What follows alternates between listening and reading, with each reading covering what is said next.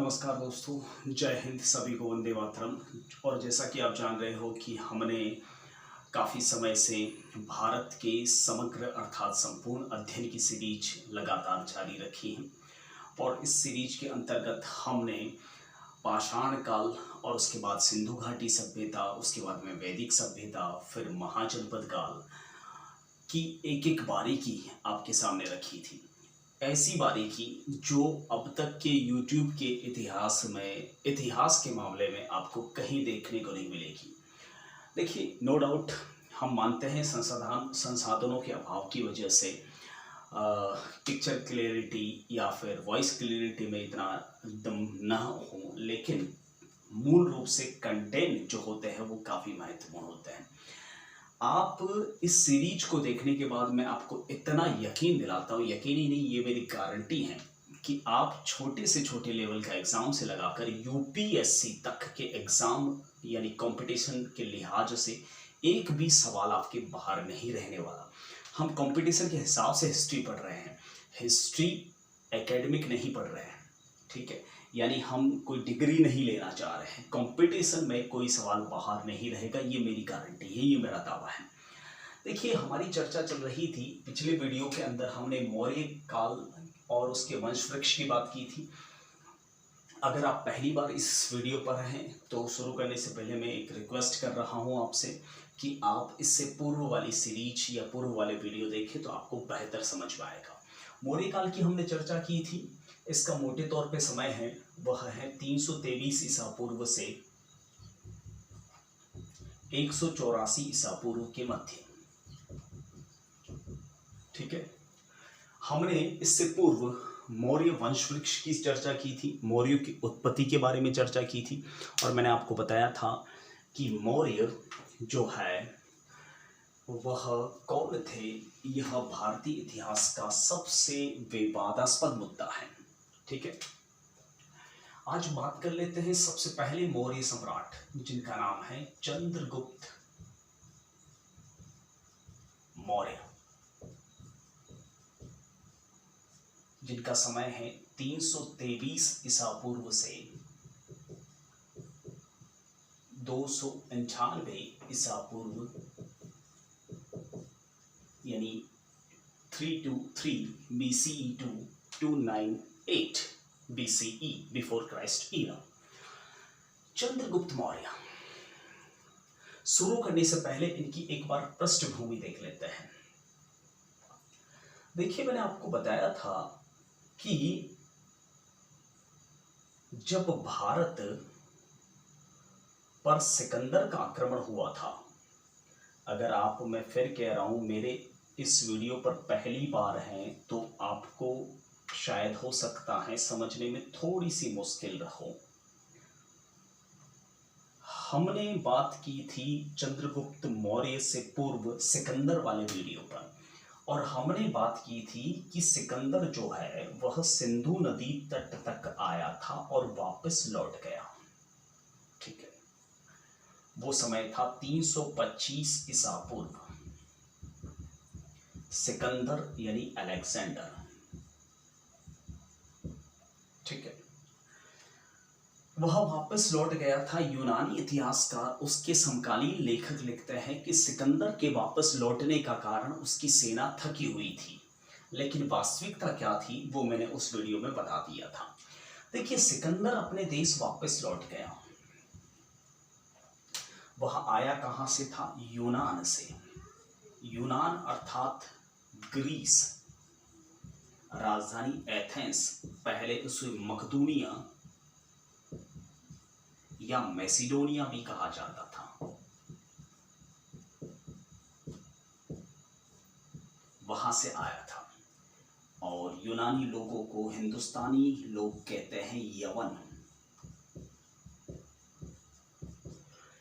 तो वह अपने देश की ओर वापस लौट रहा था। रास्ते में सिकंदर की मौत हो चुकी थी। मौत के समय की कहानियां तो बहुत हैं, लेकिन हमें कंपटीशन के लिहाज से हिस्ट्री पढ़नी है, न कि एक सीरियल देखना है, न कि फिल्म देखनी है, न कि उस पर रिसर्च करना है। वह वापस लौट गया। रास्ते में उसकी मौत हो गई। ठीक है, उसके बता दूं आपको, फिल्मों में क्या है, सीरियलों में क्या है, उसका इतिहास से कोई वास्ता नहीं। फिल्म और सीरियल शुरू होने से पहले आपको क्लियर शब्दों में बताया जाता है कि पात्र और घटनाएं काल्पनिक हैं, जिसका इतिहास से कोई संबंध नहीं। अगर संबंध होता है तो उसे मात्र संयोग माना जाए। तो मैं भी आपको यही कहूँगा कि जो आपको ने देखा है जो सीरियलों में, फिल्मों में, वह मात्र संयोग है। ठीक है, ये मेरा भी क्लास का डिस्क्लेमर है। सिकंदर शादीशुदा नहीं था, और वैसे भी लोग शादी करते हैं वह सक्सेस भी नहीं होते। सिकंदर के 2 पुत्र थे। अब आप सोचोगे कि मैं शादी की भी बात से इनकार कर रहा हूँ और पुत्र की भी बात कर रहा हूँ। तो पुत्र उसके थे, वह उसके सेनापति थे, वह अपने सेनापतियों को ही पुत्र मानता था। सेनापतियों को यूनानी लैंग्वेज में निकेटर्स कहा जाता है। यानी सिकंदर के 2 निकेटर्स थे। एक निकेटर का नाम था एंटीओकस, नोट करते चलिएगा, एंटीओकस, और दूसरे निकेटर का नाम था सेल्यूकस। सिकंदर ने मरने से पहले अपने इन दोनों पुत्रों के समान निकेटर्स को अपना आधा आधा राज्य बराबर बांट लिया। फारस अर्थात ईरान, इजिप्ट यानी मिस्र और यूनान वाला क्षेत्र एंटीओकस को दिया, और सेल्यूकस को काबुल, कंधार वाला क्षेत्र दिया। ठीक है, यानी यहां पर सम्राट बन गया सेल्यूकस, और इधर सम्राट बन गया एंटीओकस। तो परिस्थितियां आपको समझ में आ गई होगी कि अब धनानंद, जो कि पाटलिपुत्र का सम्राट था, जब सिकंदर जब भारत आया था, तब यहाँ का सम्राट कौन था? मगध सम्राट धनानंद। यानी अब धनानंद का पड़ोसी कौन हुआ? सेल्यूकस। ठीक है, और सेल्यूकस का पड़ोसी कौन हुआ? एंटीओकस।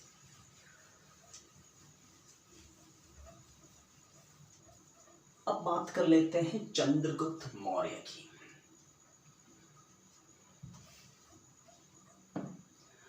देखिए, चंद्रगुप्त मौर्य के बारे में मैंने पहले भी कहा कि ये कौन थे, अब तक विवाद है। ठीक है, और उत्पत्ति की थ्योरी मैंने पिछले वाले वीडियो में आपको बता रखी है। चंद्रगुप्त मौर्य के गुरु का नाम था चाणक्य, और उनकी एक पुस्तक थी अर्थशास्त्र। नाम इसका अर्थशास्त्र है, लेकिन ये मूलतः पुस्तक राजनीति शास्त्र की है। लेखक विष्णुगुप्त, आचार्य विष्णुगुप्त, जिन्हें कौटिल्य भी कहा जाता है, जिन्हें चाणक्य भी कहा जाता है।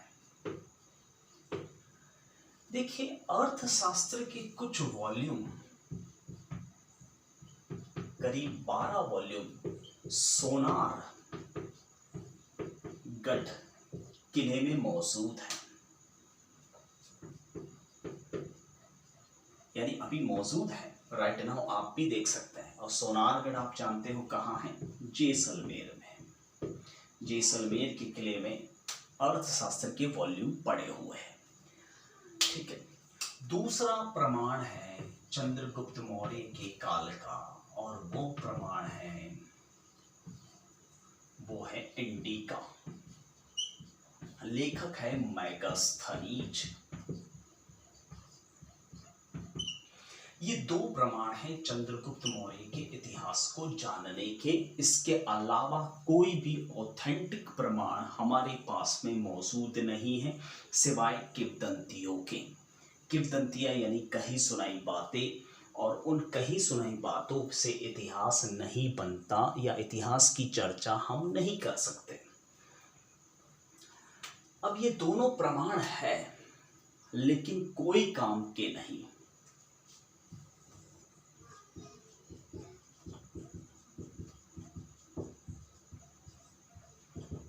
कोई काम के नहीं मतलब चंद्रगुप्त मौर्य के इतिहास से संबंधित कोई काम के नहीं। क्यों? क्योंकि अर्थशास्त्र पुस्तक का नाम है लेकिन बात करता है राजनीति शास्त्र की। राज्य में क्या होना चाहिए, कौन से मंत्री का पद कैसा होना चाहिए, राज्य व्यवस्था शासन व्यवस्था कैसे चलनी चाहिए, ये सारी बातें अर्थशास्त्र में है। लेकिन चंद्रगुप्त मौर्य ने कब किसको कैसे हराया यह चर्चा नहीं है। ठीक है, जहां तक इंडिका का सवाल है, मैंने पिछले वीडियो में भी बताया था कि यह मैगस्थनीज जो है वह 19 वर्षों तक पाटलिपुत्र में रहा और रहने के बाद जब वापस अपने देश लौट रहा था तो इसकी नाव पलट गई थी और यह अपनी इंडिका के साथ समुद्र में समा गया था। ठीक है, यानी दोनों प्रमाण होते हुए भी कोई काम के नहीं। ठीक है, इसलिए हम चंद्रगुप्त मौर्य के इतिहास के बारे में इतनी चर्चा नहीं कर सकते, बारीकी से अध्ययन नहीं कर सकते। यानी जो सीरियलों में आप देखते हो वो सारी मनगढ़ंत है, किंवदंतियों पर आधारित है। ठीक है, यानी यहां से सवाल ज्यादा नहीं बन सकते। फिर भी कुछ चर्चा कर लेते हैं। देखिए, एक इतिहासकार हैं जिनका नाम है B.A. स्मिथ। पूरा नाम है विसेंट एडम स्मिथ। ठीक है, B.A. स्मिथ ने कहा है कि यह भारत का प्रथम सम्राट है जिसने अंतरराष्ट्रीय सीमा का या वैज्ञानिक सीमा का निर्धारण किया।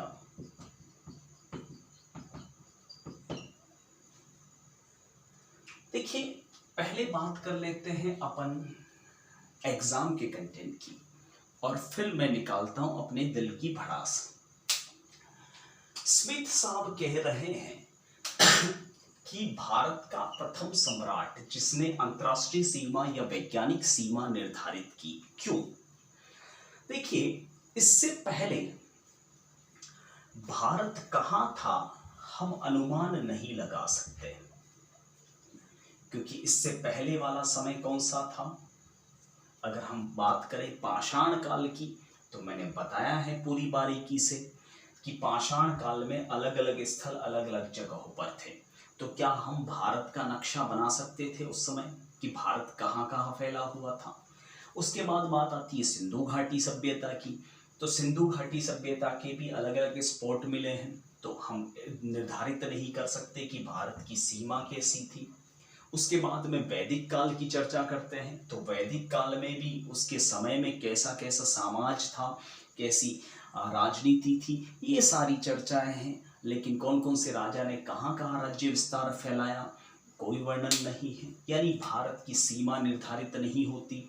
लेकिन पहली बार चंद्रगुप्त मौर्य ऐसे सम्राट बने जिन्होंने भारत को एक आकार दिया, एक स्वरूप प्रदान किया कि भारत ऐसा था। भारत कैसा था? देखिए, चंद्रगुप्त मौर्य के समय केरल भारत का हिस्सा नहीं था। चंद्रगुप्त मौर्य के समय कलिंग भारत का हिस्सा नहीं था। चंद्रगुप्त मौर्य के समय कामरूप भारत का हिस्सा था, यानी असम भारत का हिस्सा था। चंद्रगुप्त मौर्य के प्रारंभिक समय में भारत कुछ ऐसा दिखता था, ये वाला पोर्शन, और भारत की राजधानी थी पाटलिपुत्र यानी पटना। ये आकार प्रदान किया था चंद्रगुप्त मौर्य ने हिंदुस्तान को। ठीक है, लेकिन एक बात समझ में नहीं आती, 190 सालों तक इन गोरे बंदरों ने हिंदुस्तान पर शासन किया। विंसेंट एडम स्मिथ कहते हैं इसको, लेकिन मेरी इस नज़र में ये वेंडा स्मिथ है। ये कहता है देखिए 190 तक सालों तक शासन किया, तो सिर्फ शासन प्रशासन ही इनके हाथ में नहीं था, सारी शिक्षा व्यवस्था भी अपने हाथ में रखी। और सारी शिक्षा व्यवस्था में ये क्या पढ़ेंगे, ये क्या बताएंगे, जो अपनी मर्जी होगी वही। आप देखिए भारतीय इतिहास में हर जगह पर इसी बंदे का कोटेशन है। राजस्थान के इतिहास में कर्नल जेम्स टॉड का कोटेशन है। इनका टारगेट क्या था? भारतीय संस्कृति, भारतीय समाज, भारतीय इतिहास और भारतीय गौरव को नीचा दिखाना, और अरब के इतिहास, मुस्लिम इतिहास को नीचा दिखाना, और यूरोपियन इतिहास को उसके ऊपर रखना। इसलिए हर चीज में इन्होंने कंपैरिजन किया है।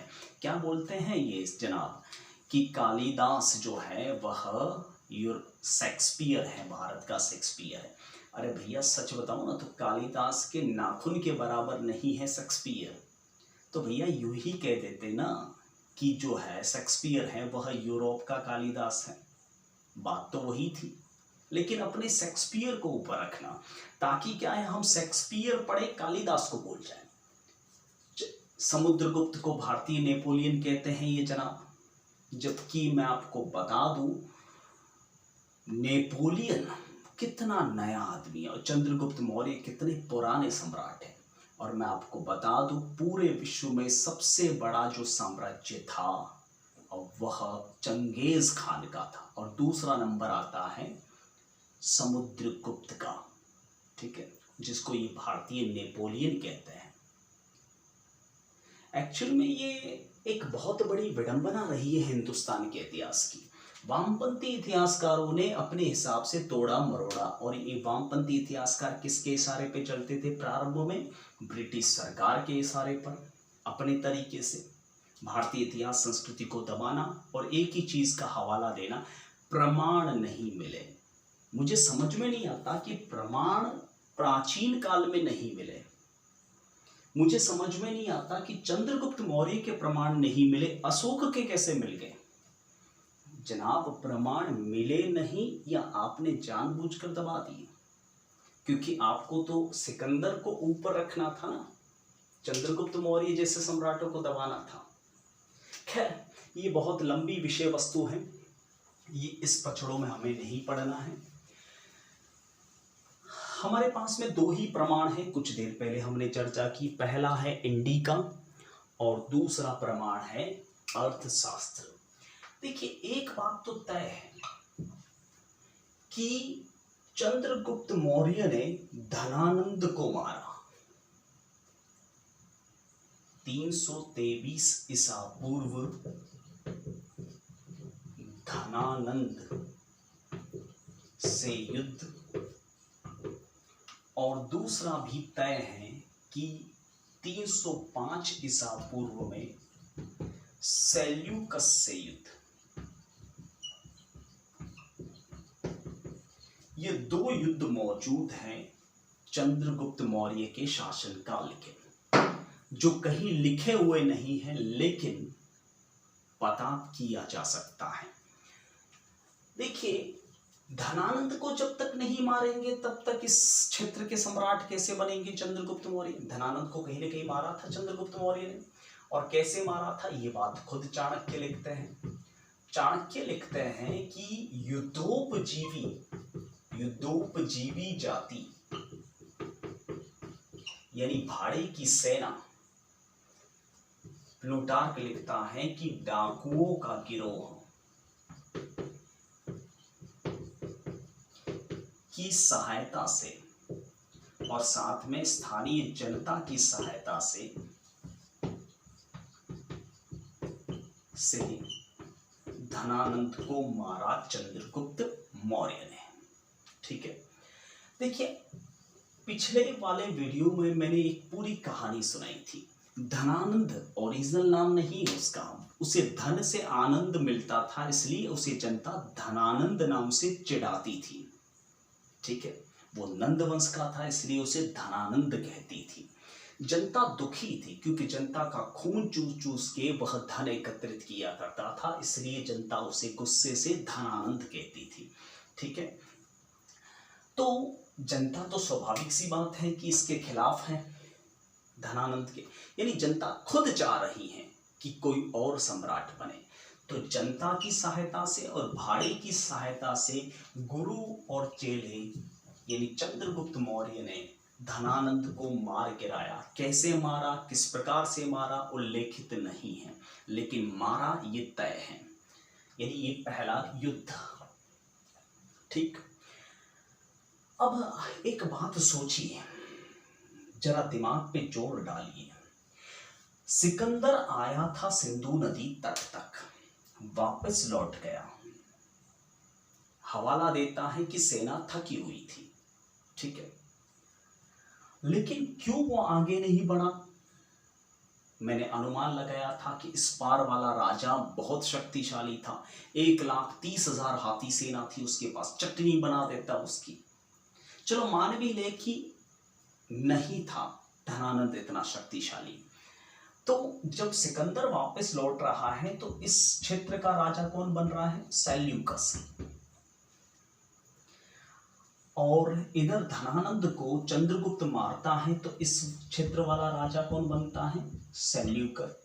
चंद्रगुप्त। तो ये तो तय है ना कि चंद्रगुप्त और सेल्यूकस के मध्य युद्ध हुआ था, यानी कहीं ना कहीं चंद्रगुप्त मौर्य का पड़ोसी सेल्यूकस था, यानी कहीं ना कहीं चंद्रगुप्त मौर्य का साम्राज्य बड़ा था, यानी कहीं ना कहीं धनानंद से छीना हुआ साम्राज्य बड़ा था, यानी धनानंद का साम्राज्य बड़ा था।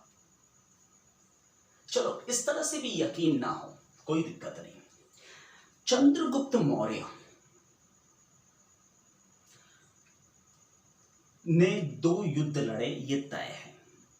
ठीक, चलो मान लो ये भी ना लड़े, स्मिथ जैसे बदमाश आदमियों की चालाकियां ना लड़े, ये भी हमारा जो सम्राट है वह 0 है, तुम्हारा सिकंदर हीरो है, कोई दिक्कत नहीं।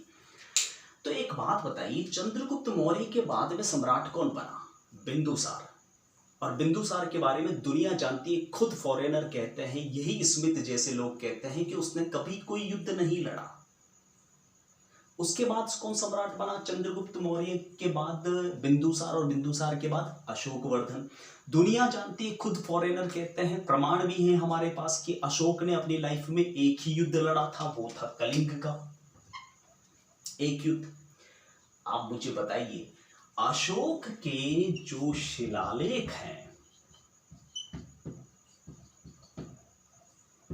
वह मिलते हैं अफगानिस्तान से, अशोक के शिलालेख मिलते हैं गुजरात से, अशोक के शिलालेख मिलते हैं आंध्र प्रदेश से, अशोक के शिलालेख मिलते हैं उड़ीसा से, अशोक के शिलालेख मिलते हैं बांग्लादेश से, अशोक के शिलालेख मिलते हैं नेपाल से। तो अपने राज्य के बाहर शिलालेख कौन खुदवाएगा? ये बात तय है कि बिंदुसार ने एक भी युद्ध नहीं लड़ा, ये बात भी तय है कि अशोक ने सिर्फ एक युद्ध लड़ा, कलिंग का। तो यहां तक शिलालेख कहां से आए?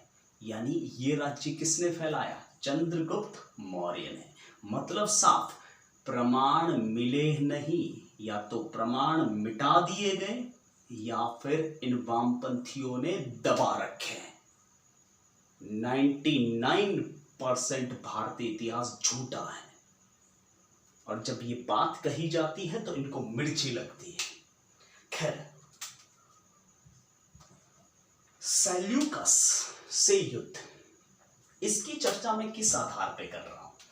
देखिए, मैंने अभी अभी कहा कि सिकंदर वापस लौट गया, अपने 2 सेनापति निकेटस को राज्य सौंपा, आधा आधा करके। सेल्यूकस को इस क्षेत्र वाला राजा बनाया और एंटीओकस को उस क्षेत्र वाला।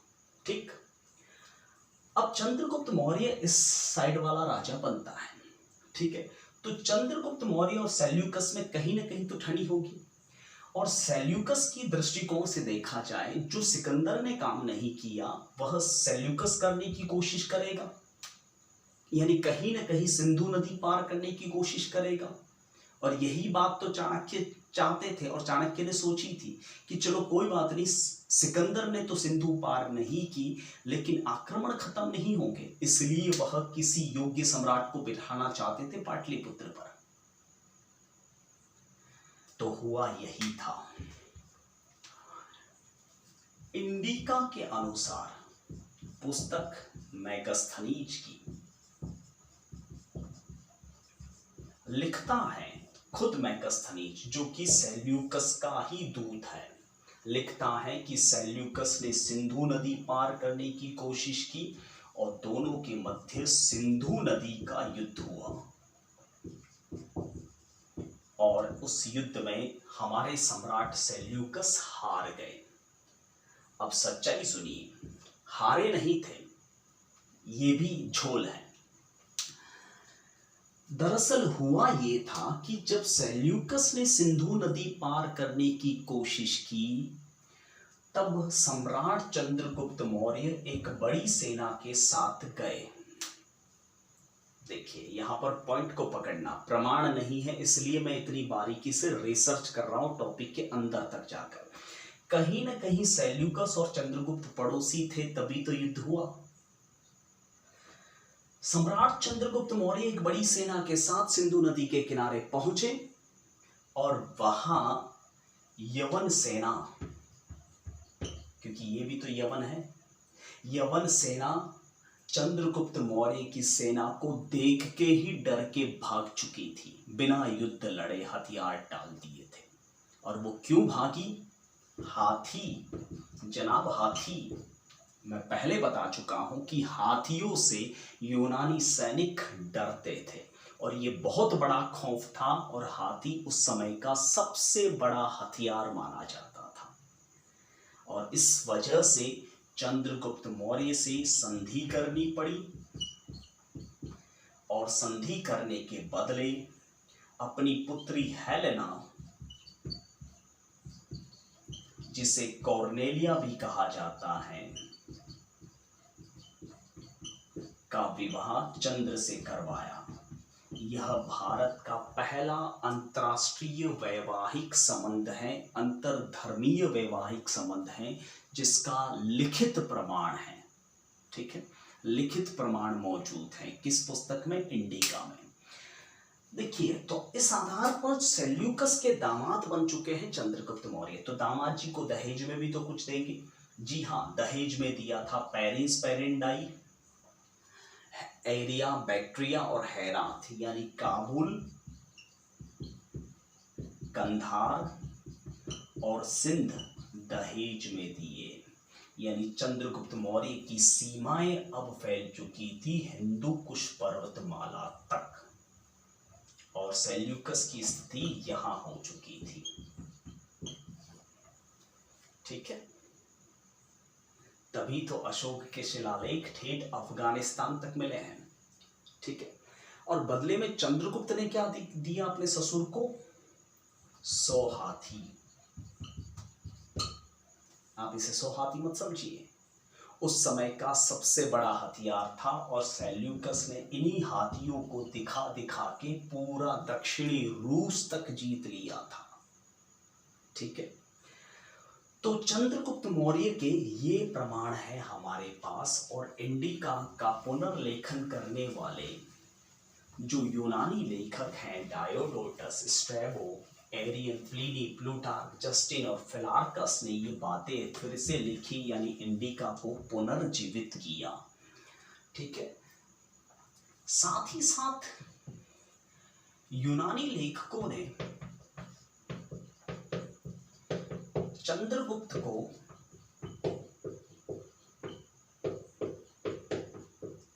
सेंट्रोकोटस या एंड्रोकोटस लिखा है और बिंदुसार को, यानी इनके पुत्र को, अमिट्रोक्रेटस लिखा है, यूनानी लैंग्वेज है। और पाटलिपुत्र को पोलो ब्रोथा लिखा है। मैगस्थनीज दूत बनकर भारत आया। पोलो ब्रोथा यानी पाटलिपुत्र में 19 वर्षों तक रहा। यानी जो बंदा 19 वर्षों तक सिर्फ राजधानी में रुका है उसे बाहर का इतिहास कैसे पता, और उसी को आधार बनाकर हमें पकड़ा दिया गया इतिहास। जस्ट चंद्रगुप्त के पोते अशोक के भर भर के प्रमाण हैं, लेकिन यहां प्रमाण नहीं है, क्योंकि कहीं न कहीं इन गोरे बंदरों को नीचा देखना पड़ता इस कारण से। खैर जो भी हो, ये खुद कहता है मैगस्थनीज की पोलो ब्रोथा के महल सूसा और एकवतना से भव्य थे। ये सूसा और एकवतना फारसी महल थे जो उस समय 7 अजूबों में शामिल थे। मैगस्थनीज लिखता है कि यह 25 स्टेडिया में फैला हुआ महल था, यानी लगभग 2 किलोमीटर के दायरे में, और चारों ओर एक ठंडे जल की बड़ी बारीखा थी, खाई थी, जिसमें मगरमच्छ जैसे जानवर रहते थे। इतना बड़ा भव्य महल था, और हमारे इतिहासकार कहते हैं प्रमाण नहीं मिले हैं। मिले भी होंगे तो क्या करें। एक बात बता दूं मैं आपको, दक्षिणी पटना में कुम्भहार नाम की जगह है, वहां से कुछ खंडहर मिल रहे हैं, लेकिन वर्तमान सरकारों के पास, जो बिल्कुल इतिहासकारों की भी बाप है, इतना नहीं है कि वह इन चीजों को खोद लें। हाँ, वो खोदेंगे जरूर। इसी के पास सोनगिरी की गुफा है। जी हाँ, ये वही गुफा है जिसमें धनानंद अपना धन रखता था। स्थानीय लोग मानते हैं कि इस गुफा के अंदर बहुत अकूत दौलत है आज भी। ब्रिटिश सरकार के नुमाइंदों ने सोनगिरी गुफा को कई बार तोपों से भी उड़ाने की कोशिश की, लेकिन नहीं, उसके आगे वाले संकरण खत्म नहीं हो पाए, पत्थर खत्म नहीं हो पाए। और कहते हैं कि आज भी इसके अंदर इतना सोना है, इतना भी नहीं लूटा है, 2% ही लूट के गए फॉरेनर। अभी तो बहुत सारा धन जो है वह इंडिया के अंदर ही है। सोने की चिड़िया था हमारा भारत, माटी का कबूतर नहीं बनाया पूरी तरह से। भारत सरकार और वर्तमान सरकारों की इतनी भी जहमत नहीं है, और जहमत होती है भी तो सारा हड़प जाती है। आपने सुना ही होगा केरल में पद्मनाभ स्वामी का मंदिर, कितनी दौलत निकली है। गिनने में 14-15 दिन लग गए थे, कम से कम 5-6 हज़ार लोगों को। खैर जो भी हो, हमारा टॉपिक यहीं तक था। लास्ट लाइन है चंद्रगुप्त मौर्य की, क्योंकि प्रमाण नहीं है, हम आगे क्यों बढ़े, आगे बात क्यों करें। लास्ट बात, दिव्यावतार पुस्तक में लिखा हुआ है कि चंद्रगुप्त मौर्य के अंतिम समय में भीषण अकाल पड़ गया था। लाखों की जनता परेशान हो रही थी, सम्राट कुछ भी नहीं कर पा रहे थे, इसलिए सम्राट ने संन्यास ले लिया और वे चले गए कर्नाटक। कर्नाटक में एक जगह है श्री श्रवणबेलगोला,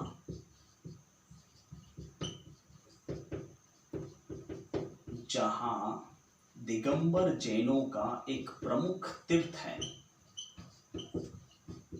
जहां भगवान बाहुबली की आदमकम प्रतिमा है। एक बहुत बड़ी मूर्ति है। ये बाहुबली जो है, फिल्म वाले नहीं हैं, भगवान बाहुबली हैं। जैनों के पहले तीर्थंकर आदिनाथ या ऋषभदेव, उसके बाद जो है नेक्स्ट है, मैं नाम भूल गया उनका, और जो नेक्स्ट है अजीतनाथ। अजीतनाथ के जो पुत्र हैं वह है कुंथुनाथ, और एक है बाहुबली। यानी जो तीसरे तीर्थंकर हैं उनके छोटे भाई वो हैं बाहुबली, जिनकी प्रतिमा पर महामस्तकाभिषेक यानी दूध से अभिषेक होता है। और इसी जगह पर इन्होंने जैन साधु जिनका नाम था भद्रबाहु से जैन धर्म की दीक्षा ली और दीक्षा लेकर संलेखना किया। संलेखना जिसे संधारा भी कहते हैं, जिसे इच्छा मृत्यु भी कहते हैं, अन्न जाल त्याग करके बैठ जाना। तो इस तरह से चंद्रगुप्त मौर्य का टॉपिक यही एंड होता है। फ्रेंड्स, अगर वीडियो अच्छा लगा हो, मेरा ही नहीं YouTube पे कोई भी वीडियो अच्छा लगे या बुरा लगे, फीडबैक अवश्य दे, लाइक या अनलाइक करके। और अगर और भी अच्छा लगे तो कमेंट भी कर सकते हैं। कुछ भी कंफ्यूजन हो तो भी कमेंट कर सकते हैं, लेकिन फीडबैक हर किसी को देना चाहिए ताकि वो ऐसे वीडियोस आपसे दोबारा लेकर आता रहे या लाना बंद कर दे। बहुत ज़रूरी है ये चीज़, क्योंकि यही चीज़ हौसला अफजाई होती है किसी भी यूट्यूबर के लिए। ठीक है, तो फिलहाल मैं आपसे विदा लेना चाहूँगा। तब तक के लिए जय हिंद, वंदे मातरम। Thank you.